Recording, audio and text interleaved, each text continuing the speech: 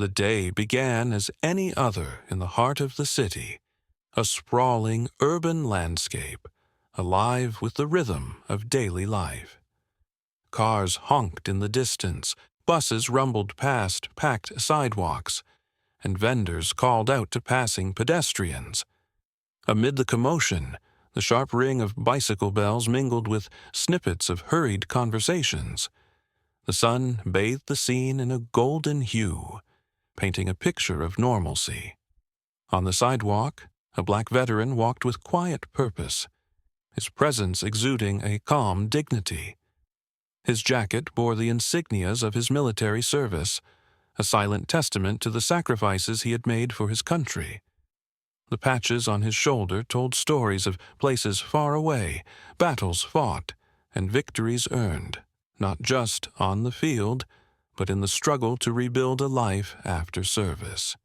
In his hand, he carried a small, worn bag, its contents insignificant to most, but essential in his world. Despite the modesty of his appearance, the man walked with a straight back and measured steps, his eyes scanning the streets out of habit. Years of training had taught him to remain alert, even in the most mundane moments. He had seen the city evolve over the years, but its pulse remained the same, vibrant yet unforgiving. Across the street, a police patrol car idled at the curb. Behind the wheel sat an officer, his gaze fixed intently on the veteran. Something about the man's presence unsettled him, though no crime had been committed, and no laws had been broken. His mind, shaped by prejudice and assumptions, quickly crafted a narrative that cast the veteran as an outsider, someone who didn't fit in the neighborhood. With a furrowed brow, the officer turned off the engine, pushed open the door, and stepped onto the pavement. His uniform was neatly pressed, his badge polished to a gleam that caught the sunlight. Adjusting his belt, he crossed the street with deliberate steps, his eyes never leaving the veteran.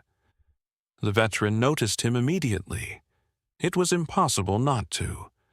The officer's posture carried an air of authority, but also a faint hint of hostility. The veteran slowed his pace slightly, instinctively bracing for the interaction he sensed was coming.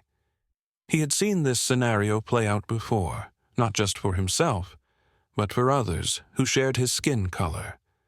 Though his years of service had earned him respect in some circles, he knew it offered no shield against the biases that ran deep in society. "Excuse me, sir," the officer called out, his tone clipped and formal. There was no greeting, no pleasantries, just the unspoken assumption of wrongdoing. The veteran stopped and turned, his expression calm but guarded. "Yes, officer," he replied, his voice steady. "What are you doing in this area?" the officer asked, his eyes scanning the veteran's face and then dropping to the bag he carried. "You live around here?" The veteran's eyebrows lifted slightly at the question. He knew this wasn't a routine inquiry. It was an interrogation wrapped in thinly veiled suspicion. "I'm just running an errand," he answered. "Is there a problem?"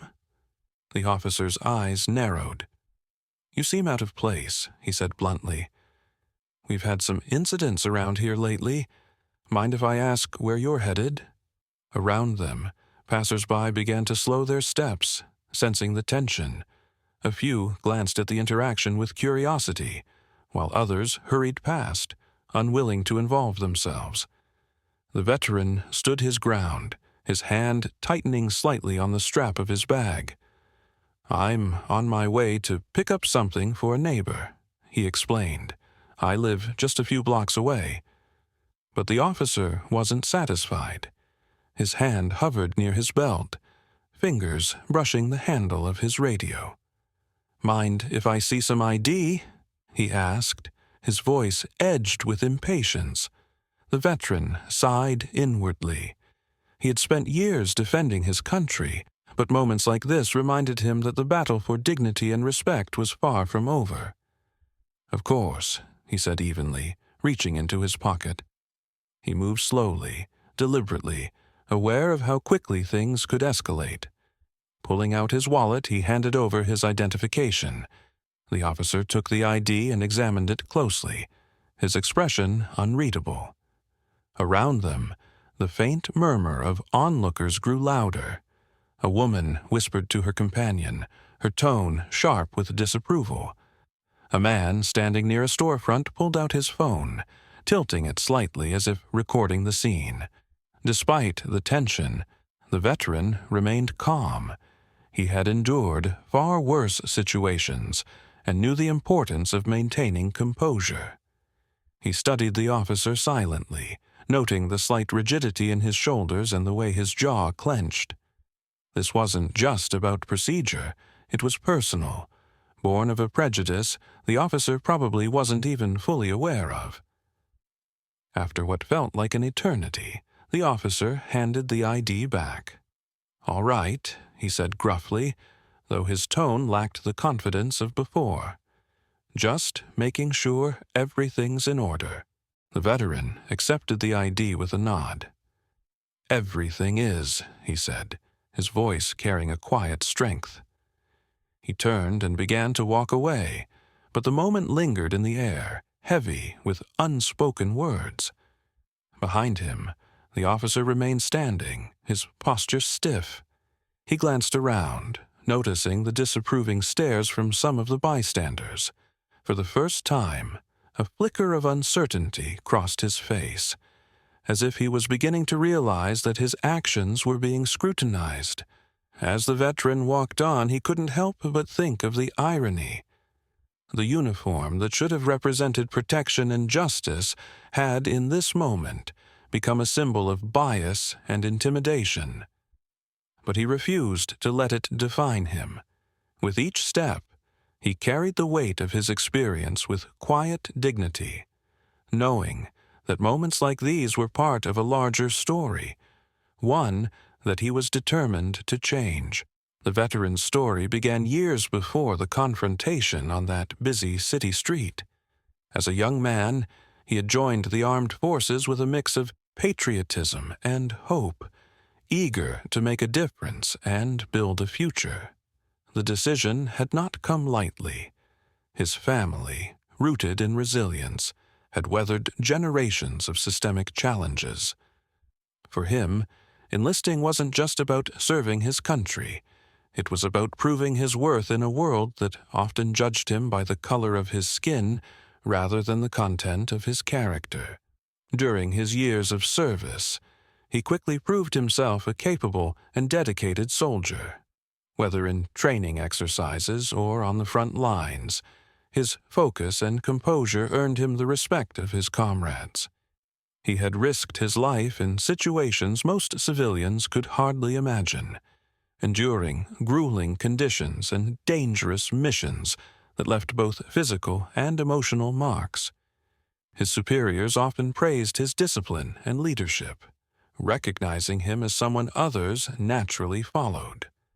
Decorations adorned his uniform by the time he returned to civilian life, each medal telling a story of bravery and sacrifice.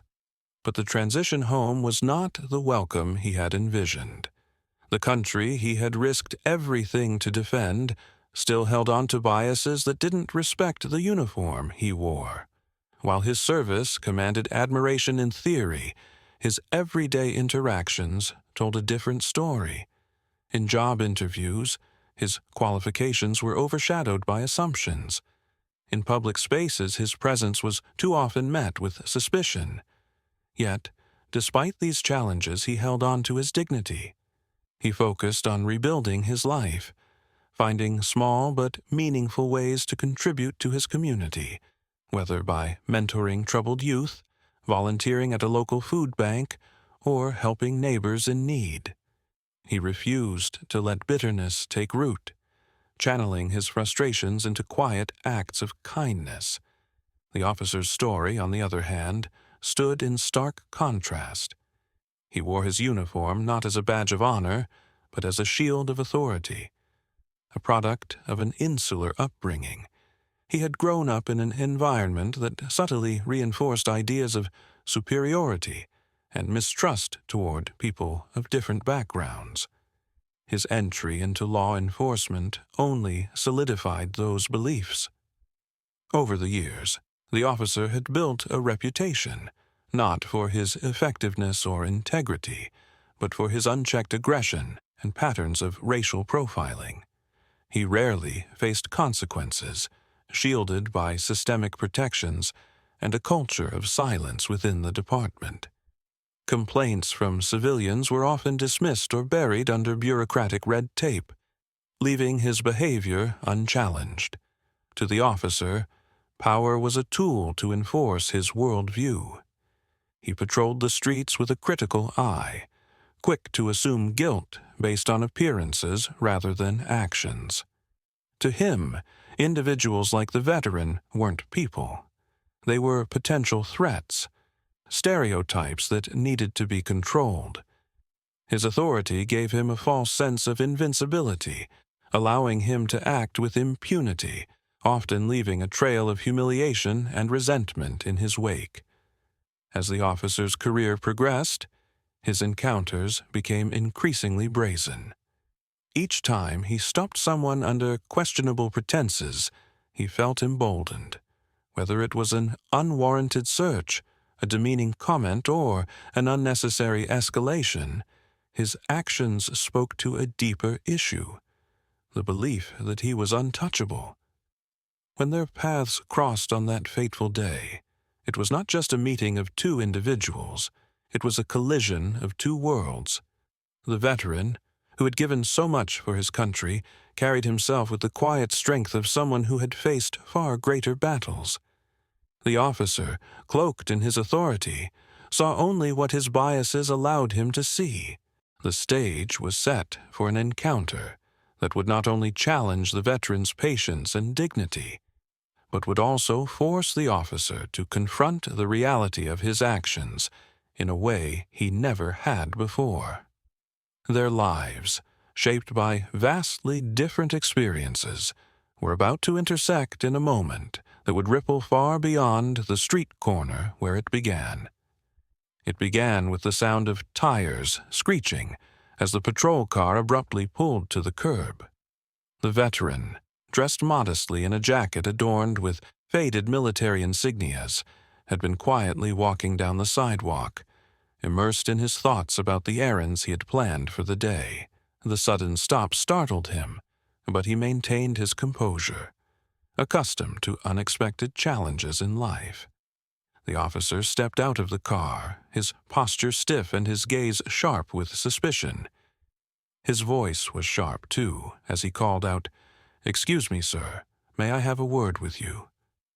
Though his tone feigned politeness, it was laced with an undertone that carried no respect. The veteran stopped, turning slowly to face the officer. "Of course," he replied calmly, his voice steady. "Can I ask what you're doing in this area?" The officer's words were curt, as though the veteran's mere presence was reason enough for questioning. His eyes scanned the veteran from head to toe, lingering on the insignias on his jacket, though they seemed to mean little to him. "I'm running errands," the veteran replied. "Is there a problem, officer?" "Routine check," the officer said dismissively, already approaching closer. "You look out of place. Got some ID on you?" The veteran raised an eyebrow, but remained calm. "Out of place?" he echoed. "This is a public sidewalk, isn't it?" The officer's expression hardened. "Don't get smart with me. Just show me some identification." Reaching into his pocket slowly to avoid any misunderstanding, the veteran pulled out his ID and handed it to the officer. The officer glanced at it briefly, but seemed unimpressed.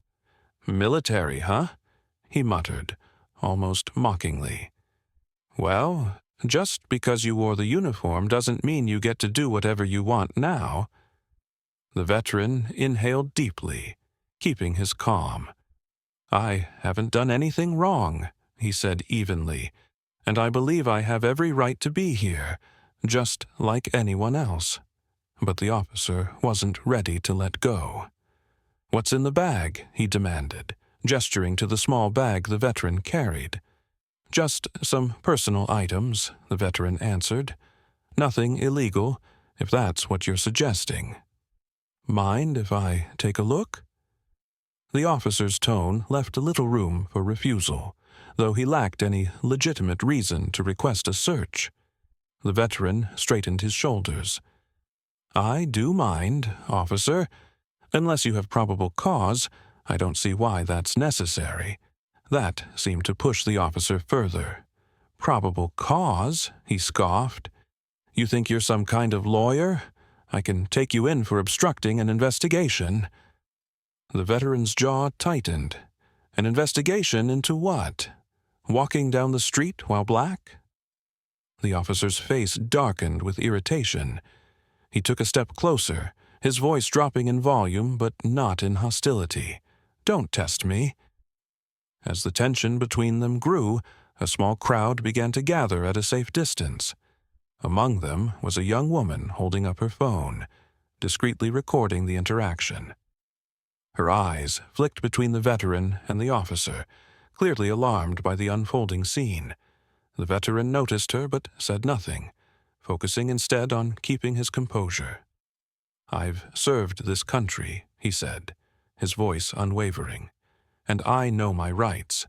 Harassing me without cause isn't one of yours." The officer's gaze flickered briefly to the growing number of onlookers. The presence of witnesses seemed to unnerve him slightly, though he tried to mask it with a gruff command. "Step aside," he barked, gesturing for the veteran to move towards the patrol car. But the veteran stood firm. "No, officer, not until you explain what crime you think I've committed." The officer hesitated, his authority visibly faltering under the weight of the veteran's calm defiance and the watchful eyes of the crowd. The woman with the phone stepped closer, her voice steady as she said loudly, "This is harassment. Everyone here can see it." The officer glared at her, his control of the situation slipping further. The veteran seized the moment to speak, addressing both the officer and the crowd. "This is what it looks like when someone abuses their power. But I won't let him strip me of my dignity." His words resonated, and murmurs of agreement rippled through the onlookers. The officer took a step back, realizing he was losing the upper hand. What began as an attempt to intimidate a lone man had now turned into a public spectacle he could no longer control. In that moment, the balance of power shifted. The veteran, standing tall, reminded everyone present, including the officer, that respect was not something to be demanded, but earned. And for the first time, the officer felt the weight of accountability bearing down on him. The video captured during the confrontation, showing the veteran standing resolutely against the officer's aggressive behavior, spread like wildfire across social media. Within hours, the footage had garnered millions of views, igniting a wave of outrage and solidarity. Comments poured in, expressing disbelief and anger at the blatant mistreatment of a man who had served his country. The veteran's calm demeanor and the officer's hostile actions created a stark contrast that resonated deeply with viewers.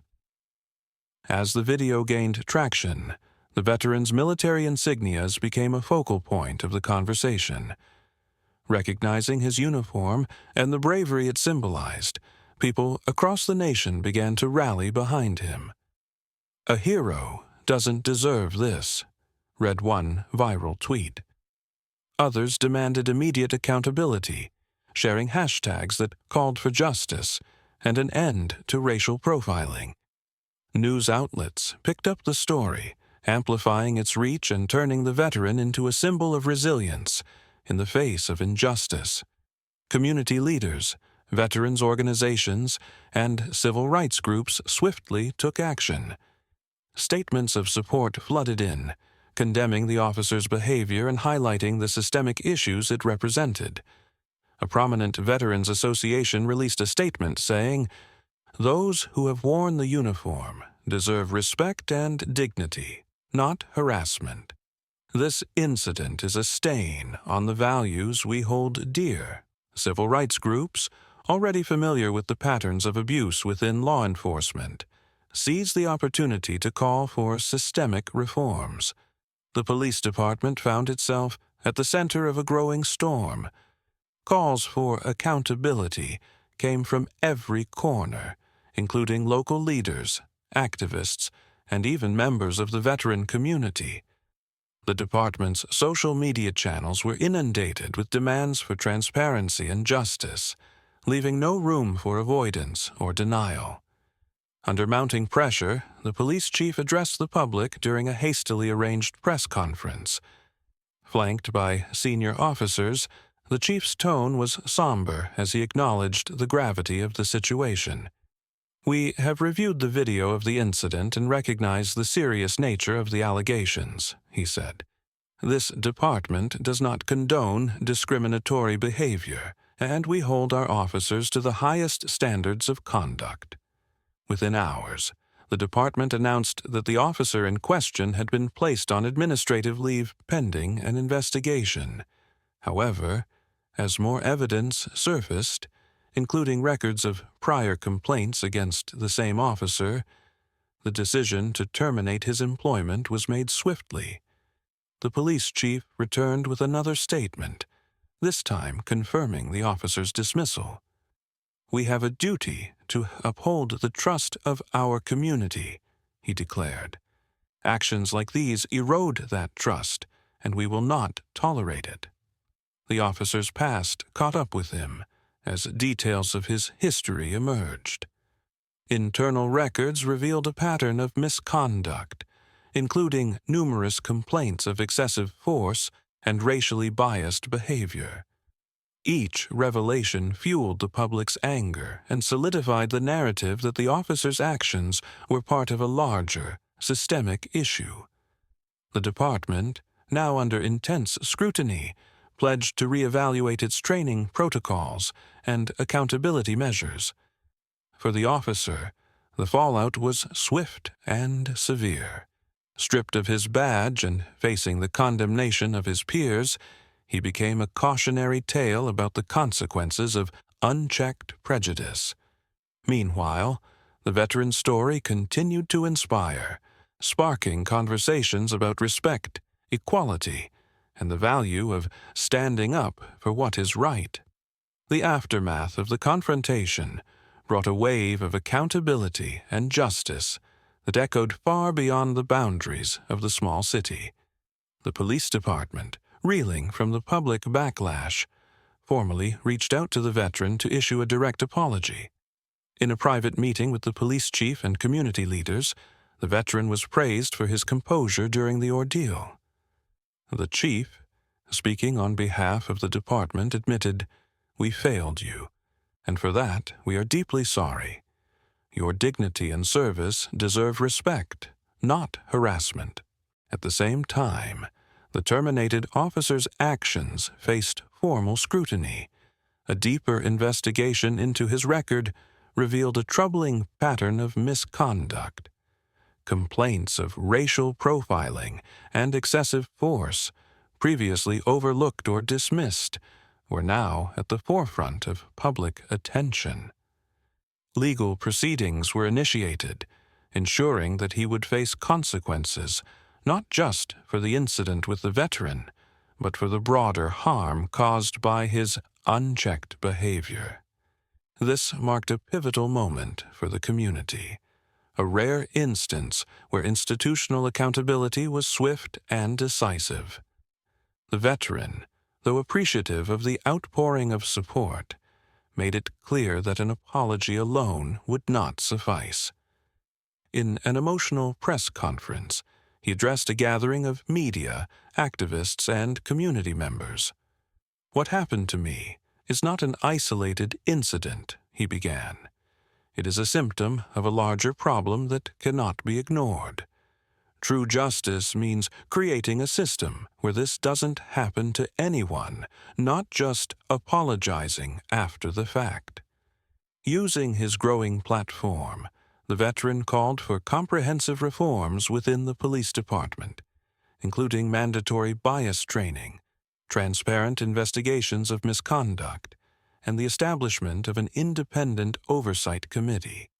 His calm yet impassioned speech resonated with the audience, sparking a wave of initiatives to hold law enforcement to higher standards. Activists, community leaders, and local organizations rallied behind his vision, turning the conversation from reactive outrage to proactive change. The community's response was transformative. Town hall meetings and public forums became spaces for honest dialogue between law enforcement and residents. Programs were introduced to foster mutual understanding, including ride-alongs, open discussions, and community policing initiatives. The veteran's voice remained at the center of these efforts, bridging divides and urging collaboration. The incident's ripple effect was undeniable. The veteran became a celebrated figure, not because he sought recognition, but because his courage and grace under pressure inspired a collective reckoning. His story, shared across news outlets and social media, empowered others to stand up against injustice, knowing that one voice could spark meaningful change. The incident marked a turning point for the community and the police department. In the wake of the confrontation and public outcry, the department instituted sweeping changes aimed at rebuilding trust and ensuring accountability. Mandatory bias training became a cornerstone of their reform efforts, with every officer required to attend sessions on cultural awareness and de-escalation tactics. An independent oversight board was also established, granting community members a voice in reviewing complaints and ensuring transparency in law enforcement practices. The veteran, initially reluctant to step into the spotlight, embraced their new role as a unifying force for change. Drawing on their experiences in the military, where teamwork and mutual respect were paramount, they became a prominent advocate for systemic reform and community healing. Partnering with civil rights groups, local leaders, and fellow veterans, the veteran worked tirelessly to bridge the divide between law enforcement and marginalized communities. Their calm, reasoned approach won the respect of both activists and police officers, making them a symbol of resilience and progress. As time passed, the veterans' impact grew. They launched workshops for officers and civilians alike, fostering dialogue and understanding. Schools invited them to speak to students about standing up for justice and treating others with dignity. Their message was simple yet profound. True strength lies in serving with integrity, whether on the battlefield or in everyday life. The community, inspired by the veterans' leadership, came together in a way it hadn't before. Neighborhood events and collaborative initiatives brought residents and police officers side by side, working toward a shared goal of safety and fairness. Slowly but surely, trust began to rebuild. The story's final chapter unfolds on the same street where the confrontation occurred. The veteran, now a familiar and respected figure, walks with their head held high. Community members pause to greet them warmly, a testament to the unity they've helped foster. A patrol car passes by, and an officer offers a respectful salute, a gesture of acknowledgement and newfound understanding. The veteran smiles, the weight of the past replaced with a quiet sense of accomplishment. They've transformed a moment of injustice into a legacy of progress, proving that dignity can triumph over prejudice. As they continue down the street, their presence reminds everyone that while justice may falter, the human spirit stands unyielding. Justice doesn't wear a uniform, they reflect, but dignity always stands tall.